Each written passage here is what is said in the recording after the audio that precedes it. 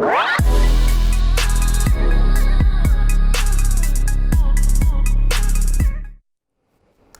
and welcome. I'm Lohit Partya. You're joining us on a brand new episode of NewsX India A-List in our endeavour to bring forth the stories of some of India's finest and brightest. Today we've put together yet another unmissable lineup of India's who's who. Our first guest for the day is prolific designer Siddharth Shetty.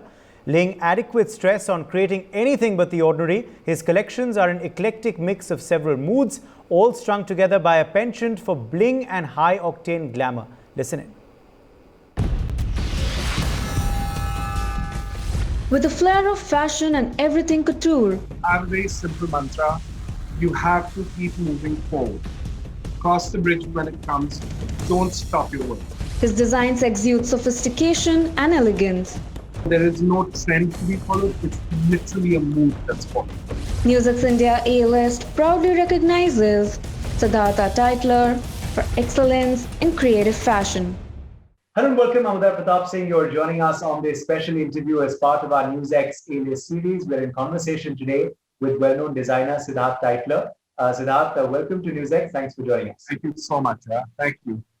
Let me begin by just talking to you about your most recent feature, Royal Edit, which is shot in Karoli, as I can see. It's getting a lot of traction online. Tell us about what the concept was and how the response has been. So, to be very honest, in the first lockdown, the kingdom itself, their social media got in touch with me and they wanted me to have my big couture shoot campaign shot over there.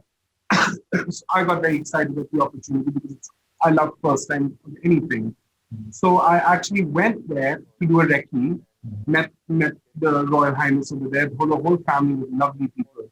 And I just looked at him and I was like, would you like to model for me? And he was like, let's do this. And it just picked up after that and we had a fabulous time shooting. Okay. Was there something different? As you said, it was a couture collection shoot. Was there something different in terms of the collection actually being featured and shot? Again, actually, there was something different because this time I got inspired by the location. So with the palace, we did a couture shoot for the prince.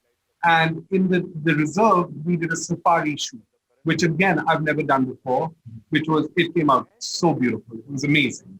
Okay. And the fact is that you actually did it in this new normal, in all the new normal circumstances. How was that? Because that was a novel experience. I have a very simple mantra. You have to keep moving forward. Cross the bridge when it comes. Don't stop your work. It's as simple as that. Just keep going. Keep doing it. We'll deal with the issues when they come in hand. Yeah. Okay. How has the last year and a half really been like for you and your brand, Siddharth? Because it's been completely unprecedented, something we've never seen before. So again, I've always kept a very tight ship where work is concerned. So in the first lockdown, we didn't take that much of a hit, to be very honest, which touch wood is a great thing. A lot of my friends were suffering during the lockdown. And as soon as it opened up, there was this whole concept of revenge shopping. So we all pretty much came back on board. But the second lockdown was a problem. It was a problem for all of us, including me. But now things are slowly picking up. So let's see. Okay. Adapting to digital as the new normal for marketing, for selling your clothes as well. How was that adaptation, and how do you view this as a trend for the future? Okay, so we were already planning our website before the first lockdown. So during the lockdown, we launched our website, which was great. It did really well. Online sales have been absolutely fabulous. The only catch is that people like to come here to my office and play with their garments with me. We like to build together. So that kind of fizzled out. Yeah. But online's doing great. It is the new world, like you said. It is what we have now. Make the best of it. Whatever you get. God gives you lemons, make lemonade. Okay. Just quickly looking a bit ahead before we flash back onto your journey about how you became a designer. Any latest collection, any new collection that you're planning that you can So my Couture 2022 collection, I'm working on right now. That's why my office is in such a mess. But we'll be launching that in the end of August. So we're just working on it. Apart from that, I'm actually doing a very big shoot on the 10th of this month with 50 of my friends who are all excelling in their own fields. Okay. So it's all friends and it's going to be a fun, crazy shoot for social media. Okay. So let's see how that pans out.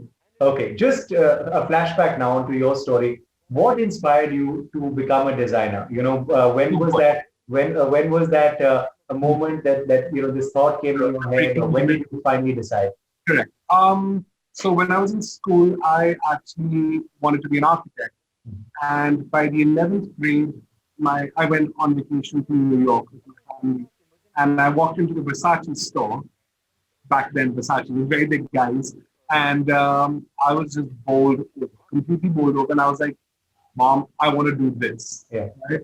And that's where the paradigm shift happened. Yeah. I literally went from this geeky science student to this glorified Darzi. Yeah. That's how the shift happened. Okay. When we talk about your first boutique, first fashion show, do you have those memories? How were those experiences? Okay, so my first fashion show would probably still be my favorite, because it was an excitement that I didn't know of. I didn't know what was next, what's happening, how it's done. Now we know what the flow is. Yeah.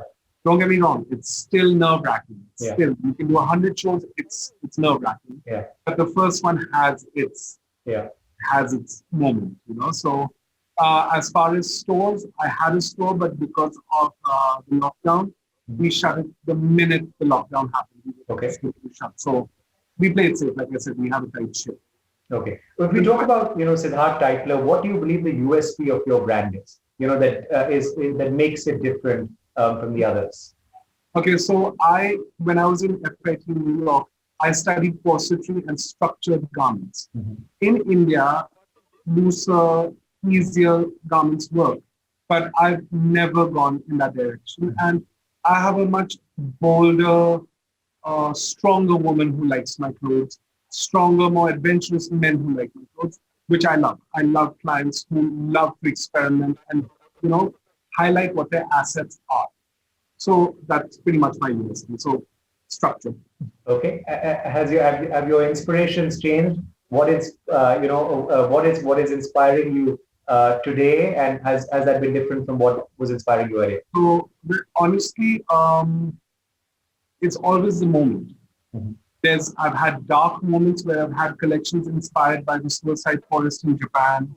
I've had crazy Harajuku moments. It all depends on my feeling at that given moment. If I'm happy, you will see a happy, colorful butterfly collection. So there is no trend to be followed. It's literally a mood that's followed. Okay. So we work on a mood. Okay. They say designers always have their favorite muse. So any favorite muse of yours? Neha Kapoor, hands down, Miss India 2006. She's been my best friend since 2001. Okay. Most beautiful girl in the world. Okay. Final question then, Siddharth. There's so many budding designers who look up to you, who want to be like you one day. What's the advice, you'd like to give them? What's been your success mantra? Okay, so honestly, there are a whole bunch of advices. Be true to yourself. Know your value in the market. Know your market. And just be honest. That's it. Okay. Clients like honesty. If something's not working out, let them know it's not working out. Just don't say yes. Well, you've clearly done that, and that's why you've reached this stage. So all the very best to you. Thank you so much for joining us today. Wishing you safety as well at this time. Thank you so much. You too. Our next guests on the program today are the President of the Indian Staffing Federation, Lohit Partya, and Executive Director of the Indian Staffing Federation, Suchita Datta. With an aim to facilitate opportunities for India's staffing industry, they are working closely with India's legislative bodies and policy makers to restore and resolve the nation's employment, labour and staffing issues. Listen in. With an aim to facilitate opportunities for India's staffing industry, we focus and we talk about the tripartite work environment between a job seeker, a principal employer or a customer, and the staffing company in itself. They represent ISF on all key platforms. Whole idea is that how is it that the corporates who are using the third party and the staffing partners can actually engage together as two partners and work together? NewsX India A-List proudly recognizes Lohit Partya and Suchita Datta for excellence in business entrepreneurship. Hello Welcome. You're watching NewsX India A-List. My name is Gauri Kundalia, and joining us now are two very special guests. We have with us Mr. Lohit Partya, who's the president of Indian Staffing Federation, and we also have with us Ms. Siddharth. She is the executive director of Indian Staffing Federation. Welcome to the show. Jumping straight to the questions. To you first, explain a little bit about the role, the focus, the agenda of ISF as an apex body, especially as a body which represents the staffing companies in India. Indian Staffing Federation and ISF primarily, Gauri, to be very honest, talks about formalization in Indian employment. And within formalization, we focus and we talk about the tripartite work environment between a job seeker, a principal employer or a customer, and the staffing company in itself. The tricona of the three is what we call as the tripartite relationship in flexi staffing industry. An Indian Staffing Federation with nearly 100 members representing close to 1.03 million workforce every day, primarily work for the betterment of the staffing formalized environment in India per se. The growth of the industry itself and championing the cause of bringing about formalization using the right tools of sustainability, social fabric inclusion, as well as financial inclusion and compliances in a very, very compliant and a statutory manner as far as the laws of the land is concerned. So that's what Indian Staffing Federation talks about and speaks about. It's also a happy note for us because we've just completed our 10th anniversary celebration. So Indian Staffing Federation is now a decade old, and this is our 11th year. And staffing in India itself is growing leaps and bounds. So our recent report also speaks about that. All right. Speaking and taking from what you've just told us, the tripartite staffing arrangements, Ms. Datta, how does the tripartite staffing arrangement protect the job seeker and corporates, and also seeks to improve, let's say, ease of doing business while providing social protection as well as employment opportunities? Thank you, Gauri, first of all, for this opportunity to have this conversation with you, having Lohit with us. Staffing as an industry has been a perennial need and it has come into existence because of the need that the industry, the corporates felt. Just the way the IT industry was formed, it was various departments and have come into being, and then the IT industry has now become a facilitator. Initially, if you see, the need was more just-in-time requirement, just-in-time hiring, just to give the minimum amount of people to get the work done and then they move on. I think we've come a long way from that. The last 2 decades that the industry has flourished, the whole idea is that how is it that the corporates who are using the third party and the staffing partners can actually engage together as two partners and work together to not only have a better compliant system, but also to ensure that the government which is laying down the labor laws or any other laws that are having implications on the operations of a company, and where the staffing player can actually handhold them and take them to the next level.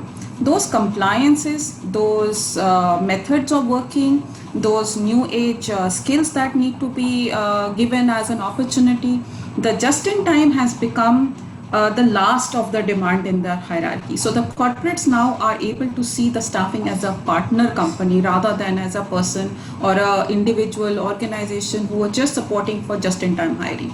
I think the maturity that has come from the corporates, the user companies, is much more as a facilitator that they are seeing the staffing company.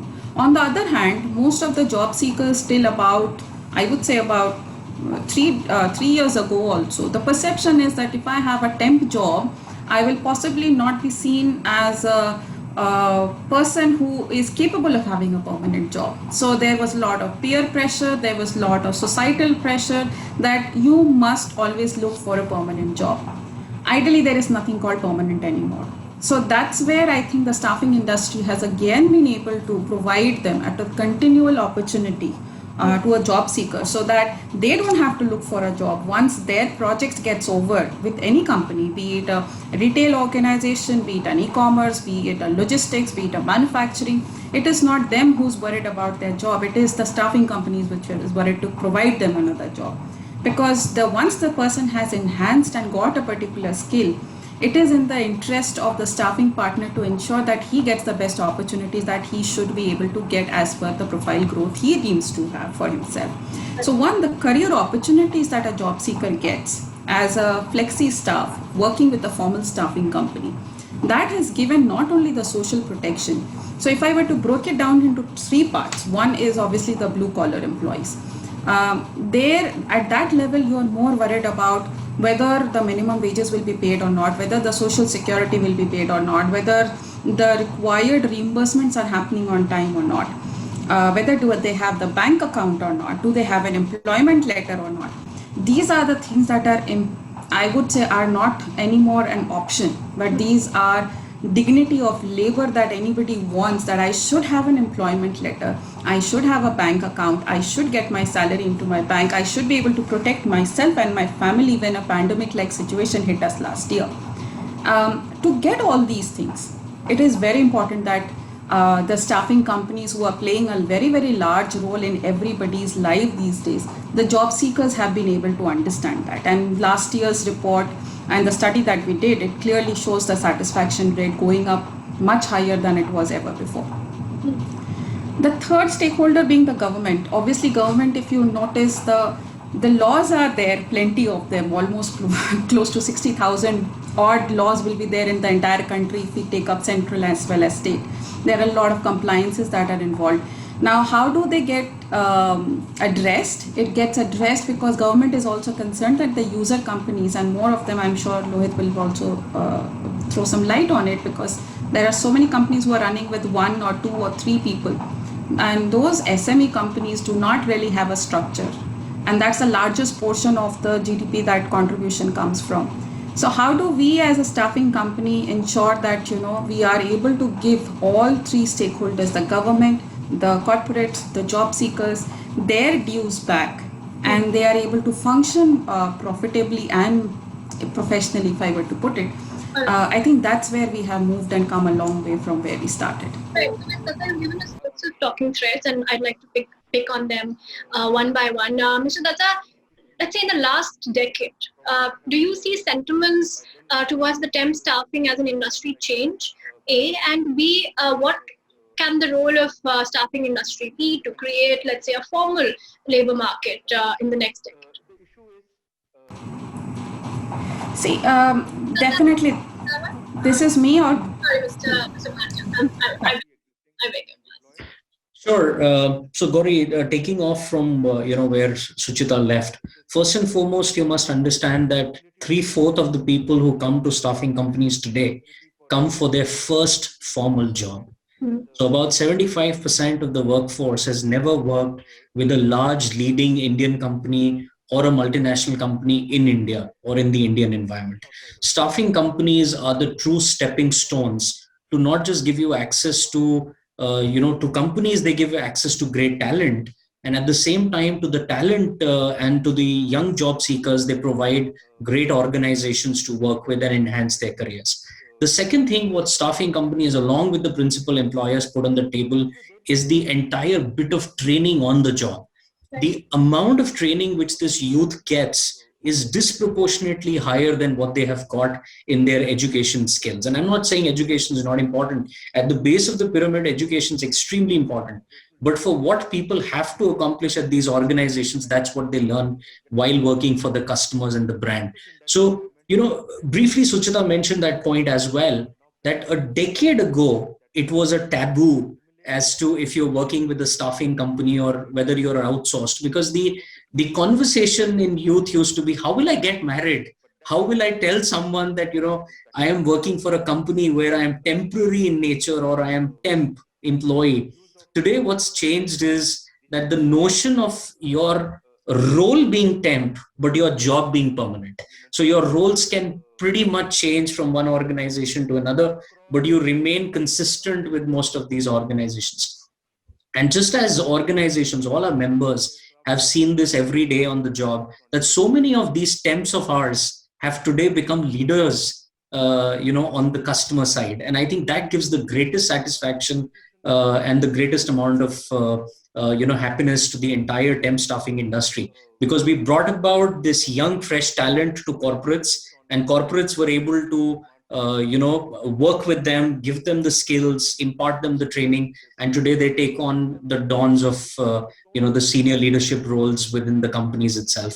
So I think that's where it has come. What we've also noticed with the pandemic, Gauri, to be very honest, is that every time there's an economic meltdown, the organizations become very tactical as to what has to be core to the organization and what has to be permanent in nature and what can be transactionally outsourced.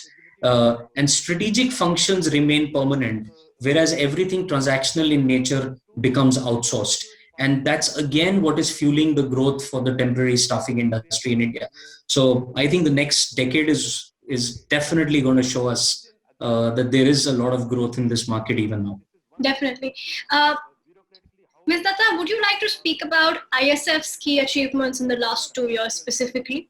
I think one of the largest, I would say, is the labor codes that have come into being. And specifically, this is not only a landmark achievement of the Ministry of Labor and Employment and the PMO and everybody involved in it, but I think them coming to have a recognition that the Contract Labor Act now needs to have another format where they are able to give the national staffing license to a company or a state license to an organization depending on where they want to operate, and the administrative hassles that they have taken off. I think that in itself is a recognition that it's not just the economy which needs such kind of format of employment, but it is government also recognizing that the staffing companies are the ones who can actually propel the employment growth. We have been growing double digits for the best part of the last decade for sure. Even in the pandemic, if you notice our report, it has shown a modest growth, but it is still a growth. In a year where people are not getting formal jobs, I would say that's the area that staffing companies are going to be playing a very, very large role. We have a huge sector, certain sectors which need to have the formalization of employment. And I think that's the next goal that we are working towards. Besides the labor code, if I were to look at, if I look at the corporates have started recognizing the need of having a formal staffing company as a partner. Again, I would say there has been a lot of support from government, because the moment the GST has come into being, and there are so many other factors that are coming, which is strengthening the economy, automatically it is becoming an imperative role that the employment partner is a formal partner. And formal partner means that they are contributing to the taxes, they are ensuring that all the dues which is with the respective organizations like an EPF or an ESIC, those are paid off.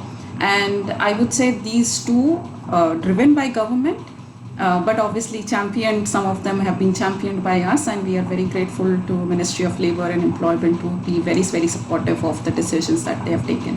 And not only central, I'm thankful to the states as well. All right, I hate to interrupt, but that's all the time we have. It was a pleasure having this conversation. It is a very important, significant industry at this point in time specifically. Thank you for joining us, Mr. Partya and Ms. Datta.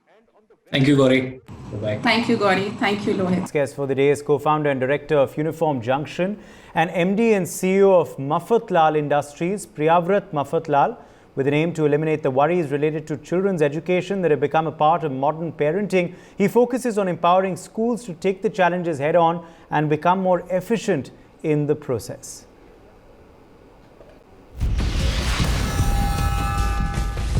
Aiming to be a support system of schools.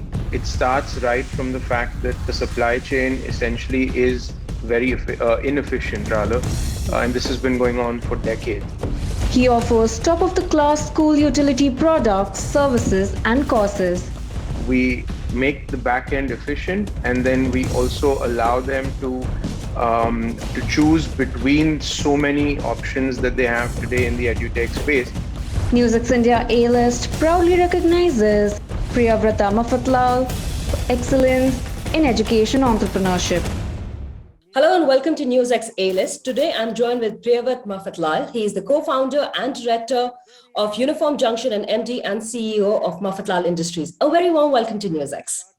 Thank you, Richa. Very, very glad to be here. First and foremost, something that I would want to know from you. Your company has been around for years. You decide for an expansion and you plan to come into edutech. Reason, what actually triggered for you to start Uniform Junction?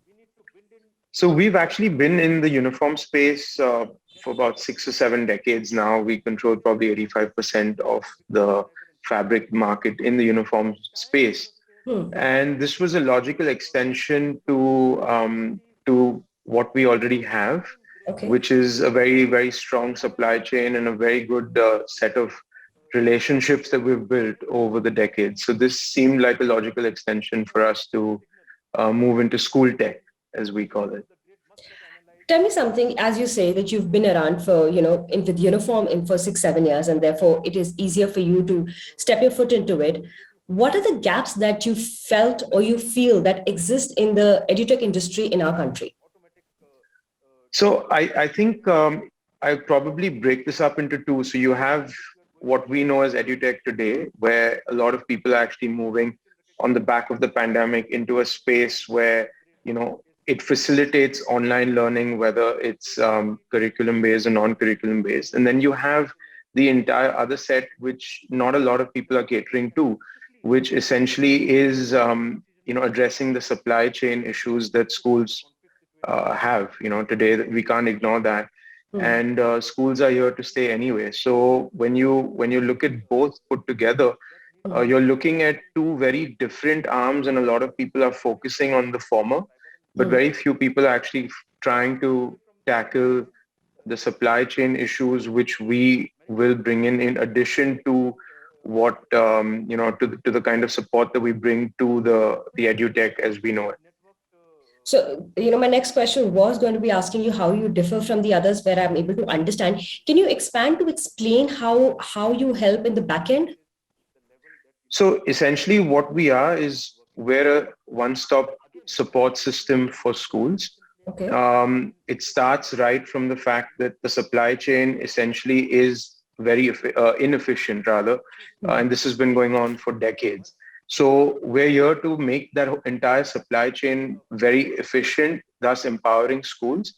On the other hand, what happens is with the boom of edutech over the last, especially 2 or 3 years, we have so many different companies and different partners that people can opt for, and as a parent you're not sure what's right for your child. And then that's where we kind of tie down the whole thing, and we curate and give we give options to the parent and the school.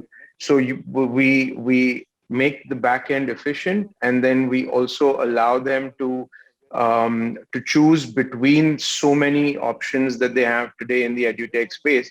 And we're very much keeping the concept of we're hoping to democratize the entire edutech space.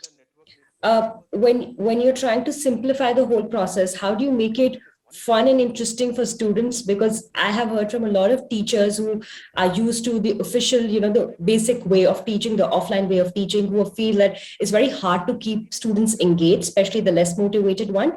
And how do you make it engaging for teachers? Because you and I come from a generation where, we could have never thought to be taught online. And so are the teachers nowadays. They're also learning something new. So how do you fit in and how do you make that change for them? So when it comes to the students, that's a hard one, because what happens is students by nature, they're more active and they need to be around people. So that's a piece which is a difficult one. Yes. But what we look to do is, we through the extensive partner network that we have, we've actually come around and brought really, really fun partners on board Uniform Junction, which typically you wouldn't associate with traditional learning. So we've got partners who actually teach math as a life skill rather than a subject. We've got partners that actually teach chess to kids, and then through that have a gamified way of learning and problem solving. So I think the challenge will always be to keep the kid entertained and make it fun. But we're very confident because we've got a lot of partners who who are focusing on that aspect and not just the traditional learning method. When it comes to the teachers, I think that the challenge that the teachers would face, especially for teachers who may not be in large cities, who may be in tiers 2, 3, 4, the challenge that they might face is that they may not be equipped with the digital boom that we're seeing. Yes. And that's where we have other partners on board, Uniform Junction, that actually help teachers and train teachers come up to speed. They help the schools actually prepare for the new education policy, which the government announced last year. So what happens is we have an array of partners that actually focuses on different aspects. I would want to ask you, what you're talking about and the changes and I would say the solutions that Uniform Junction is actually providing seems to be coming across because you have a lot of experience at your back end. So could you help us understand more? Because Muffett Group comes with a lot of experience. How has that actually helped you? So, over the last 60 years that we've interacted with schools so closely, we've interacted with the entire the entire network very closely. It's given us to understand the challenges that schools have faced over the years, parents have faced over the years, and teachers have faced over the years. Yes. So what happens is, because of the kind of experience that we bring, we've interacted very, very closely with with everyone in the ecosystem, and we've used those learnings to actually bring about solutions that would actually benefit everyone in the ecosystem, right? From the school, the parent, the user who would be the child, and the teacher. So I think it's the long history of relationships that we've built allows us to kind of understand and then put that as a solution piece. Absolutely, that is the reason why we say experience matters, because it helps form a lot of things, find a lot of solutions which maybe a startup might not be able to find just by themselves. And one important thing is brand management, placing yourself right, knowing what are you actually there for, because that's a confusion that I do come across a lot of startups that start with a different vision and end up doing something else. Right. Tell me something, how does a brand management completely get help because of Muffett Group for Uniform Junction? Well, we are a 116-year-old startup, if you look at it that way. So on the back of that, what happens is we have a really interesting blend. We come with a legacy which teaches us old values which are very important in today's business environment, sometimes forgotten. The importance of relationships, the importance of integrity, the importance of trust. So we come with that. But with a very new age outlook. That's Junction, where the old and the new meet. And so I think we're poised to actually tackle the fact that we have a good brand name, and we need to honor that going forward. And then you've got this new age kind of product which is disruptive, and it blends both, and then it finds a junction. So that's where we are. Do you consider that the online space, especially with education, is here to stay now? Because we are hoping that the offline way of education comes back because it's good. You need social interaction. But do you think now the online space of education is here to stay? I would say the hybrid model is here to stay. I don't think schools will ever go out of fashion. There's a lot of data suggesting that, year on year, new schools are coming up across the country. And as you put it, I think we as human beings need social interaction. I think it's important for adults. It's important for children as well. So I don't think schools will disappear. But like how work from home will be a hybrid model, I think portions of online learning will continue, but you'll have the best of both worlds, hopefully, going forward. As you mentioned earlier, the government has, modulated quite of reforms when it comes to the education sector. When you talk about online education sector, are you expecting some things from the government? Are there some policies that you would want the government to put more focus on? So I think the government has, the fact that they've come up with a new education policy that's been after many, many years And it shows that the importance the government is looking to put in education. I think I firmly believe education and healthcare can take any country forward. And I think the more emphasis is given on both these sectors, I think there is a very, very strong possibility for our country to become the powerhouse that it deserves to be. That being said, I think in terms of specific policies, I don't have anything in mind that I can recommend, but a constant kind of, directive towards making education a lot more holistic, a lot more experiential, rather than, some of us have actually grown up in a space where education has become more about marks and less about learning. Yes. And I think more we can focus on the learning aspect, building knowledge. And I think that would be something which would be really beneficial for the country. So what is the vision ahead for Uniform Junction, as I would expect it to be the powerhouse of edutech for the country? I think the vision is very, very simple. It's we have most of India's private schools are underserved.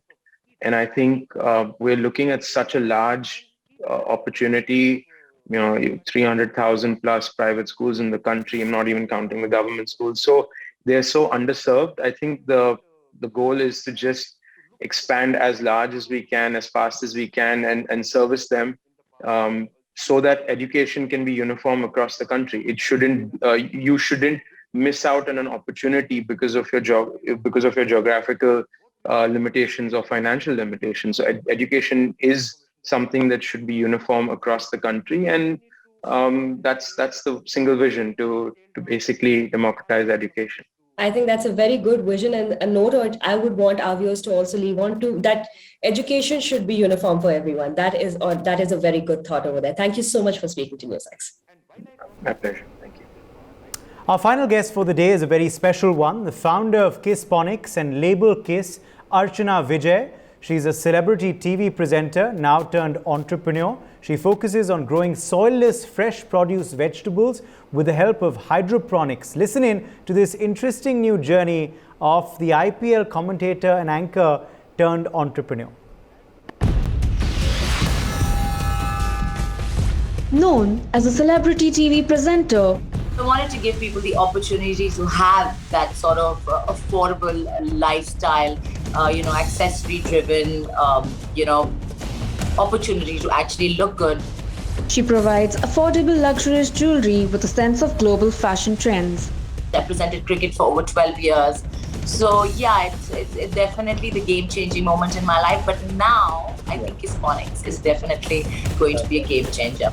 NewsX India A-list proudly recognizes Archana Vijay for excellence in creative affordable fashion. Hello and welcome. I'm Lohit Partya. You're joining us on this special interview as part of our NewsX A-list series. We're in conversation today with Archana Vijay. Of course, you know her as a celebrity television anchor and also a reality show host and contestant.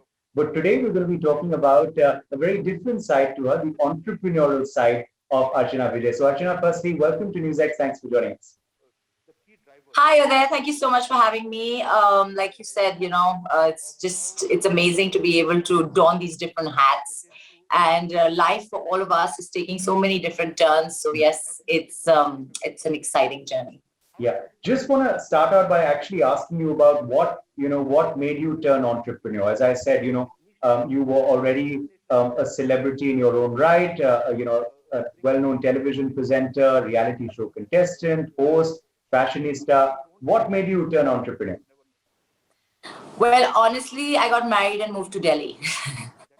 That's the truth of it. I got married, I moved to Delhi, and I didn't really want to be somebody who's just going to sit and do nothing with my life. And hence came about Label Kiss, which is my first baby. All my life, I had the opportunity, to be styled and, to look good, have a team working for me. So I wanted to give people the opportunity to have that sort of affordable lifestyle, accessory-driven, opportunity to actually look good no matter where you are. Okay, just talking a bit then about Label Kiss, what's the USP according to you of your brand that sets it apart from the others? Tell us about, what all comes under this Label Kiss umbrella. So Label Kiss basically came about, like I said to you, as my attempt to provide everybody with the opportunity to have affordable luxury. So I think one of the USPs of the brand is that it is really well priced. And I think that's extremely important because I feel, when you're basically wanting to buy accessories, you should have the opportunity to dress your outfit in a different way every single time. And what I found for me through my entire journey till today, accessories can make or break an outfit. So for me, bags, shoes, nice piece of jewelry, it always means that, your outfit can get elevated to a certain level. Okay. So yeah, that's how it came about. I moved to Delhi. At that time, e-commerce was all the rage. Yeah. So we started off as an e-commerce company. And now, of course, we have our brick and mortar as well, because we have kiosks all across Delhi. Okay. We retail out of stores in Kolkata. Okay. So yeah, I mean, it's tough at the moment. The last 1.5 years, honestly, has been unprecedented. It's not something that any of us expected. Yeah. But we're trying to row our boat, quite literally, going through the murky waters. Yeah, and of course, since your core was e-commerce, obviously your digital was strong, which perhaps has helped you vis-a-vis other companies and brands which had to suddenly switch from brick and mortar to digital. And I think you've also diversified into mass, so that's obviously things you've been improvising on in the last year and a half. Yes, absolutely. So what we tried to work around was obviously, given the current situation, given people consumer habits. Yeah. So we tried to basically obviously put out products on all the different marketplaces, which are affordable, which are between the 500 to 1,000 rupee range, so that everybody has the opportunity to wear nice jewelry. But the thing is, at the end of the day, honestly, people are not going out at the moment. So, usually you buy accessories when you're going out to a birthday party or you're going out for dinner or, so that way it has taken a bit of a backseat. It's definitely been a setback, but, things are coming back to normal. Things are opening up. Hopefully everyone's getting vaccinated. Right. That's the only way forward for all of us in the world. So yeah, as long as that's happening, we can sort of see a semblance of some normality coming for us. Okay. So we've spoken about Label Kiss, but you didn't just stop there. You've also started Hydroponics, which of course is your is your diversification into a completely different sector. So tell us about how that started and what the USP of that is. Well, we were hit by a pandemic. I didn't ever think in my life that I would be saying this. I lived, hopefully, let's keep our fingers crossed, lived through a pandemic. So yeah, extreme times call for extreme measures. There was a lot of talk about, I want to save this planet. I want to do this. I want to do that. Like everyone talks about it, but what are we actually doing? Of course, but somebody who is obviously a nature lover, somebody who's aware, there are certain lifestyle changes that I have brought about, in my life, which basically help us have a more sustainable lifestyle and also not pollute the environment as much. But I realized I needed to do something more. And like I said, extreme times call for extreme measures. So I was ready to do something for myself. I first started off as choosing hydroponics as a client. I wanted to explore the entire opportunity. Everybody knows me, who knows me and knows my family, knows how much my mother-in-law is into gardening and all of that. So yeah, it's sort of, it emanates from that. I naturally, I'm into fitness and nutrition and all of that. So I wanted to sort of get my hands on growing my own food. And that's how Hydroponics came about. And then once I started doing it myself, I was like, what? This more and more people need to do this because it really is the future. It's extremely relevant. You save 90% water. You have an opportunity to have a truly farm to table experience. You're growing your own veggies. You cut them, you put them into the pan and you eat them. It doesn't get better than that. Of course, it's 100% pesticide free. The quality of the produce, because of the fact that all the nutrition is controlled and measured. The quality of the produce obviously is a lot better. And the best thing is anybody can do it. You know, it's not like you have to get your hands dirty. There's no like soil or any of that involved. So yeah, it's basically for people who are in urban areas, you know, who basically, my smallest grower is 5.5 feet by 1 feet. Wow. So it's got 18 pods. It can be anywhere, whichever space gets 4 to 5 hours of sunlight, which is somewhere in anybody's house, right? So yeah, I just feel like it was my way of sort of giving back. It was my way of creating awareness about how we really, truly need to do more than just talk about saving this planet. True. And, you know, and how's the response been? How have people been responding to it? As you're saying, you know, you're obviously busting the myth that you've got to have a huge farm, you know, to start your own hydroponics, you know, small little space. And, you know, do you believe also, firstly, how's the response? And do you believe also that this is the way to go? Because, you know, the pandemic has taught us that, you know, we've obviously got to live with the environment. We've obviously got to care a lot more for nature. We've obviously also got to be more healthy, you know, in our eating habits. You know, honestly, I think what the pandemic really taught all of us is that less is more. We all really need to slow down in our lives and stop, you know, just chasing, running. All of us who've been in the business, any business, you know, I think we all needed a jolt, and I think that's what it was. So I think it's, like I said, it's a perfect opportunity to realize that, you know, in small ways you can do things to actually give back to Mother Earth, you know, not just, like I said, talk about it, but actually reduce your carbon footprint, you know, grow a little bit of your own food so that every time you need some herbs or something, you're not driving in your car to go to the shop and this and that. And of course, there's the fresh aspect of it, which, you know, is incomparable. Yeah. So, yeah, coming back to your question, I think it was extremely important for me to share this experience with as many people. The response has been amazing. I have so many of my, you know, so many of my friends who've actually taken to it. Right. You know, once obviously you start, this is, you know, the thing is, I want it to be an organic experience. So, you know, it's just like word of mouth. Everybody hears it. Everybody sees my Instagram profile, you know, sees the freshness of the produce, and they're like, listen, we got to have this too. Obviously, there's the weather and all of that plays a big role. In Delhi, of course, in the summer months, you know, there's the heat. So, but it's nature. You don't have control over it. You know what? You have to live with it. You have to live around it. Okay. You know, the biggest mistake as human beings, I feel, that we try to make is that we think we can control the environment around us. We can't. That's the truth of the matter. Okay, we really cannot. So we got to live our lives around it. We need to build lifestyle habits around it. You know, like I said, even growing patterns, like, you know, with our hydroponics, we have to respect what nature has to give us and live with that.